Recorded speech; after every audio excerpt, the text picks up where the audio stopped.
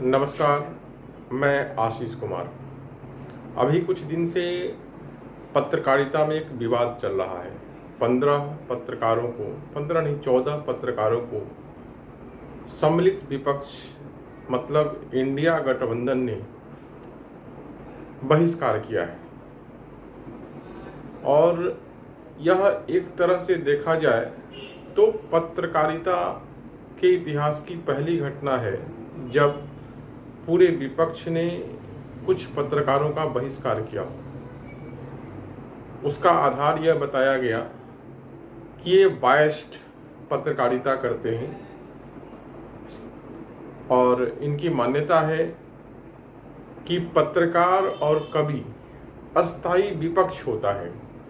उसका काम, उसकी जिम्मेवारी सरकार की कमियों को लोगों के सामने लाना है और लोक आकांक्षाओं से सरकार को अवगत कराना है, जिसमें विपक्ष के अनुसार ये लोग विफल रहे हैं। इन विपक्ष का मानना है कि ये पत्रकार जिनका वो लोग बहिष्कार कर रहे हैं, वे लोग सवाल केवल विपक्ष से पूछते हैं, सरकार से कोई सवाल नहीं करते। इसमें उदाहरण कुछ आता है जिसमें अक्षय कुमार के साथ प्रधानमंत्री का इंटरव्यू हो गया या रूबिका लियाकत के साथ प्रधानमंत्री का इंटरव्यू हो गया, या कुछ सरकार समर्थक जो पत्रकार हैं उनके साथ प्रधानमंत्री का इंटरव्यू में पूछे गए सवालों पर लोग मजाक उड़ाते हैं इन पत्रकारों का। कि कोई पूछ रहा है कि आपके बटुए में पैसा रहता है कि नहीं रहता है, आप आम चूस कर खाते हैं कि काट कर खाते हैं, या आप थकते क्यों नहीं हैं, कौन सा टॉनिक लेते हैं। जब देश में इतनी सारी समस्याएं हैं और जिस देश का प्रधानमंत्री आज तक कोई खुला पत्रकार सम्मेलन नहीं किया, प्रेस कॉन्फ्रेंस नहीं किया, अगर उसमें से ही किसी प्रेस के व्यक्ति को इंटरव्यू करने का मौका मिलता है और वो अगर ऐसे महत्वपूर्ण मौके को आम चूस कर खाने या बटुए के पैसे के बारे में जानकारी प्राप्त करने में जाया करता है, तो निश्चित रूप से हम जैसे लोगों को भी लगता है कि कहीं न कहीं पत्रकारिता में चूक हो रही है। मेरा एक स्पष्ट मान्यता है कि कोई भी व्यक्ति किसी भी परिस्थिति में निष्पक्ष नहीं हो सकता है। निष्पक्षता का दावा सरासर झूठा और गलत है। कोई भी व्यक्ति हमारे ही पक्ष में बोलेगा या दूसरे पक्ष की सिर्फ आलोचना करेगा, ऐसा अगर हम सोचते हैं तो यह हमारी अपनी गलती है, हमारी अपनी कमी है।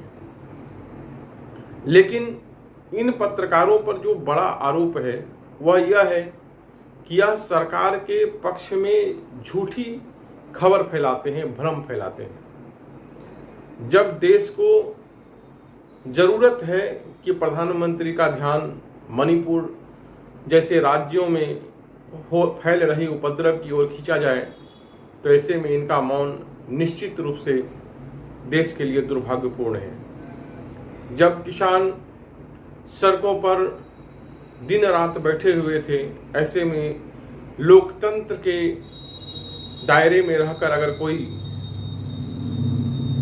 संख्या कुछ लोग अगर प्रतिरोध करते हैं, सरकार के किसी नीति नियम अधिनियम का विरोध करते हैं, ऐसे लोगों को खालिस्तानी या राष्ट्र विरोधी कहना निश्चित रूप से पत्रकारिता का लक्षण नहीं हो सकता है। और जो पत्रकार सरकार के पक्ष में झूठ बोल रहे हैं, मेरा तो एक ही मानना है कि सच हमेशा निष्पक्ष होता है। आप चाहे केंद्र सरकार की बड़ाई कीजिए, अगर उस बड़ाई में तथ्य नहीं है तो वह देशद्रोह है, देश के साथ विश्वासघात है। मैंने समाचारों को भी मैनिपुलेट करके कुछ पत्रकारों को टीवी पर प्रसारित करते हुए देखा है। यह निश्चित रूप से दुर्भाग्यपूर्ण है, ऐसा किसी कीमत पर नहीं होना चाहिए। यह पत्रकारिता के सिद्धांतों के खिलाफ ही नहीं, आदमी को भ्रमित करने जैसा भी है। अभी लाइन थोड़ा कट गया, इसलिए थोड़ा सा दिक्कत हो रहा है, लेकिन मैं इस वीडियो को कंटिन्यू रखना चाहूँगा। जहाँ तक समाचार के बारे में एक मान्यता है कि समाचार में किसी भी पत्रकार को अपनी मत नहीं शामिल करना चाहिए। अगर आप अपना मत शामिल करते हैं तो आपको स्पष्ट रूप से बताना चाहिए कि यह मेरा अपना मत है। और साथ ही कोई भी समाचार तभी तक समाचार है जब आप संबंधित पक्ष का स्पष्ट बात अपने समाचार में शामिल करते हैं, जिसका अभाव आज के पत्रकारिता में दिख रहा है।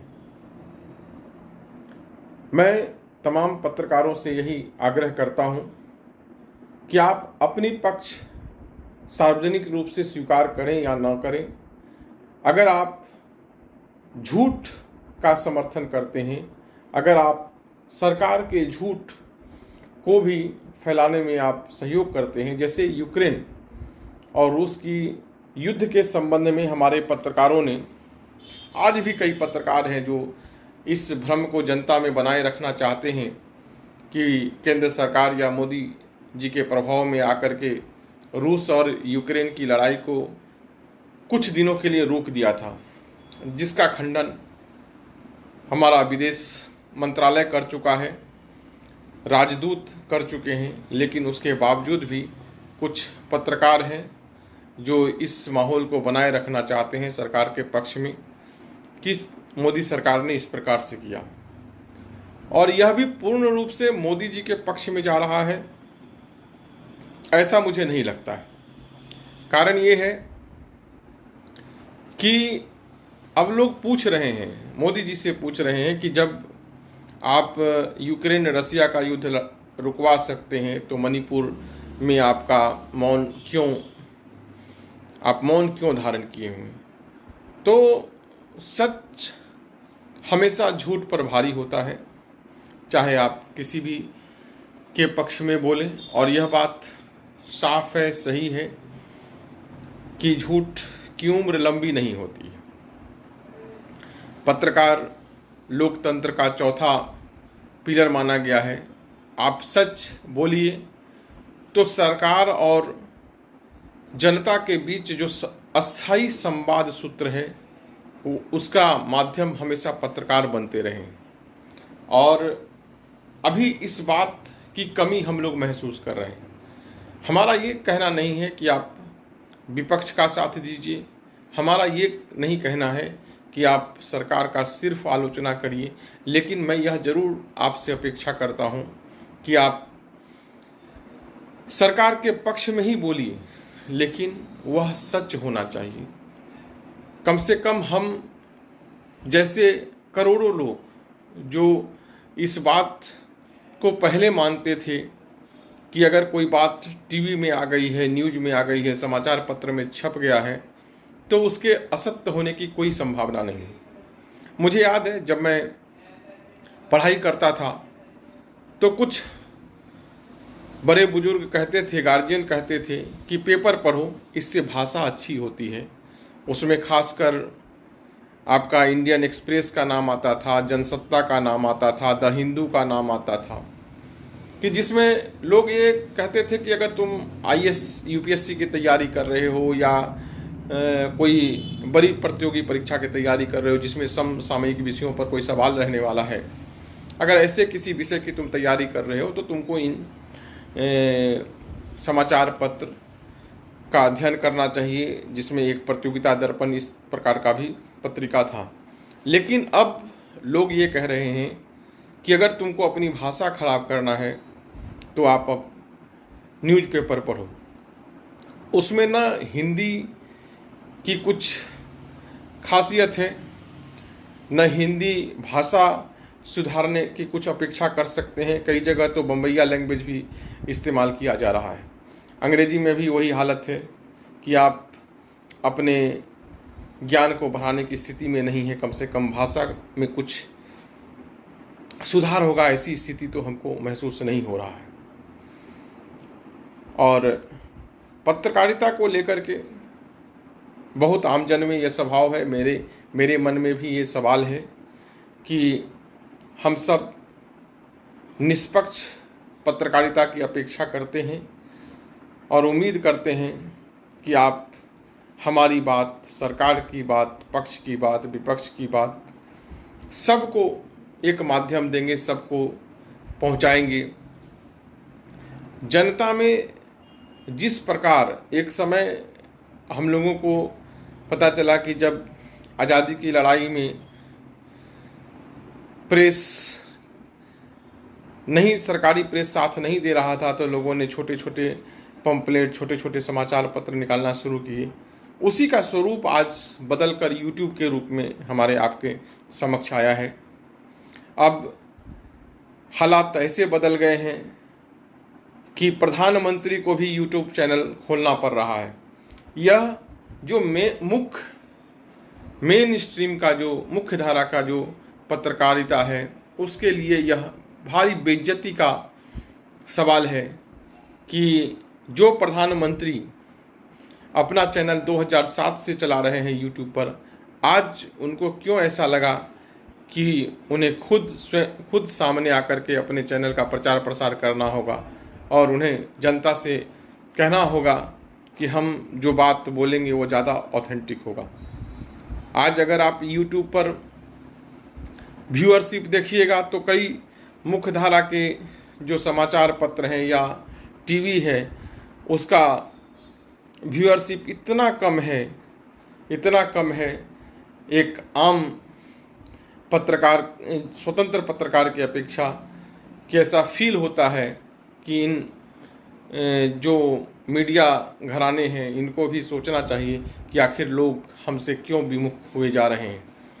आज हालत यह है कि पैसे के कलेक्शन के लिए लोग कंसर्ट करना पड़ रहा है, क्योंकि सरकार तो आपको पैसा दे देगी, आपके उनके प्रति जो श्रद्धा है उसके आधार पर, लेकिन निजी कंपनी आपको तभी विज्ञापन देगी जब आपका विश्वसनीयता जनता के बीच बना रहेगा। अगर आपका विश्वसनीयता जनता के बीच से उठ जाएगा तो निजी कंपनी भले ही आपके मुंह पर कुछ भी बोल दे, लेकिन कभी भी वह आपको विज्ञापन नहीं देगा।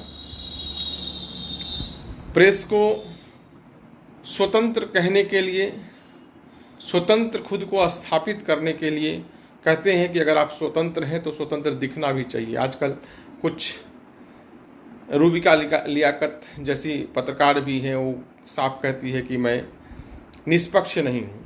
बहन, आप निष्पक्ष रहिए नहीं रहिए, इससे कोई फ़र्क नहीं पड़ता है। फ़र्क इस बात से पड़ता है कि आप सच्ची पत्रकारिता करते हैं कि नहीं करते हैं।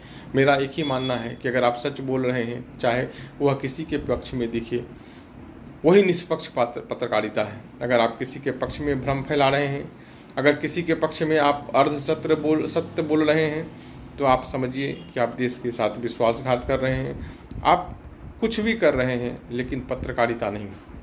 इतना ही कहकर के आज के वीडियो को विराम देते हैं। उम्मीद करते हैं कि आपको यह वीडियो पसंद आया होगा, और साथ ही आपसे आग्रह करते हैं कि हमारे इस चैनल को अधिक से अधिक सब्सक्राइब कीजिए, लाइक कीजिए, शेयर कीजिए, और अपने साथी आसपास के लोगों को कहिए कि अगर कोई उनका अपना व्यक्तिगत इंटरेस्ट का कोई विषय है तो वह हमारे कमेंट में लिखें। हम प्रयास करेंगे कि तथ्यों के साथ हम उनके लिए एक अलग से वीडियो बना करके हम अपने YouTube चैनल पर प्रकाशित करें। जितना यह हमारा YouTube चैनल आगे फैलेगा, उतना ही अधिक उत्साह के साथ हम आपके लिए कुछ नई बातें लेकर के आएंगे। इतना ही कहकर के आज का वीडियो मैं यहीं समाप्त करता हूँ। जय हिंद, जय भारत।